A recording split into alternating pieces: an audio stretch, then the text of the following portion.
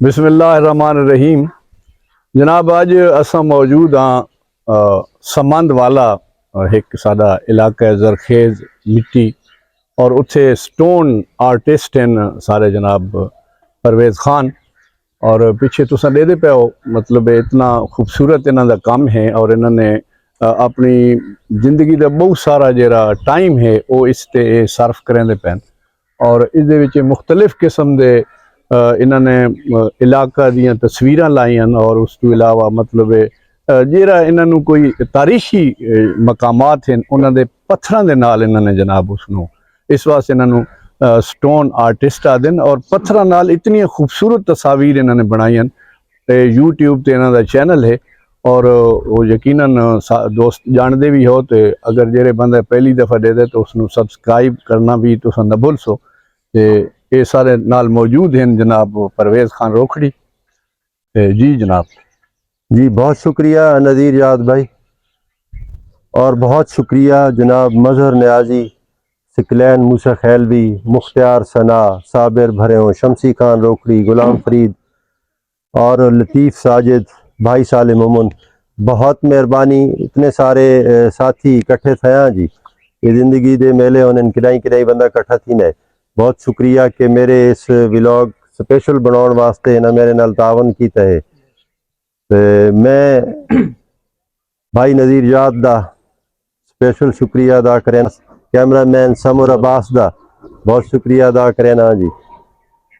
تواڈے لوگاں دی مہربانی ہے کہ تساں چونکہ میں ایک سٹون آرٹسٹ ہاں اور میرے نال ایک عزیز ہے غلام فرید، اے بھی نال میرے سٹون آرٹسٹ ہے. دو لوگ ہی کام کرنے ہیں سارے پتھراں دا برائی پتھراں دا. یوٹیوب دے تے میرا ایک چینل ہے جی سٹون آرٹسٹ دے حوالے نال، اس نو سبسکرائب کرو، لائک کرو اور اس قسم دے خوبصورت لوگاں نو ہمیشہ واسطے دیکھتے رہو. بہت مہربانی.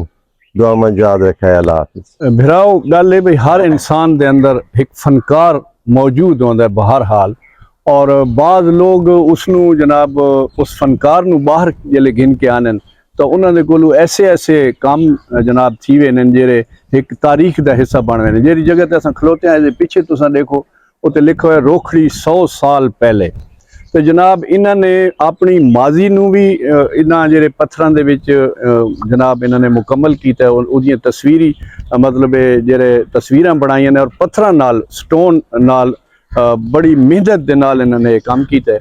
تو انہوں نے اپنی جیری ماضی ہے اور جیرا حال ہے اور دنیا دے مختلف علاقوں دے وچ جیریاں تاریخی مقامات ہیں انہوں نے اپنے اس آرٹ دے وچ انہوں نے سمو کے اتنا وڈا کام ہے کہ انسان مختلف لوگوں نے سرگرمیاں انسان دے اندر ہر چیز موجود ہے لیکن کوئی انسان اس تے توجہ ہی نہیں کریں جس دی وجہ تو انہوں دا وقت ہی ضائع تھی اور زندگی ضائع تھی ویندی.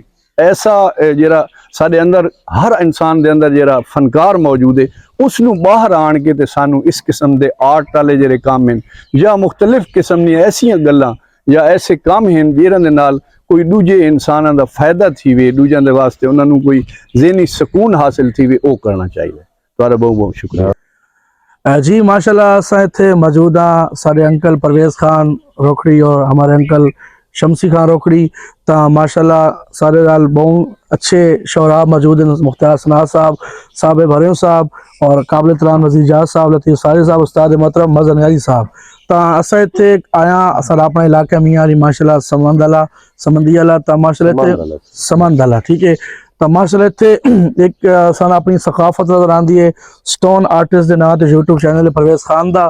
تا ماشاءاللہ اتھے آ کے ایک خوبصورت ہوا چلدی پئی، ایک اپنا رقص نظر آندا میاں والی دا. تمن دیکھ کے ماحول دیکھ کے خوبصورت سانگ یاد آ کے دو بول میں پیش کرتا ہوں. بہت شکریہ.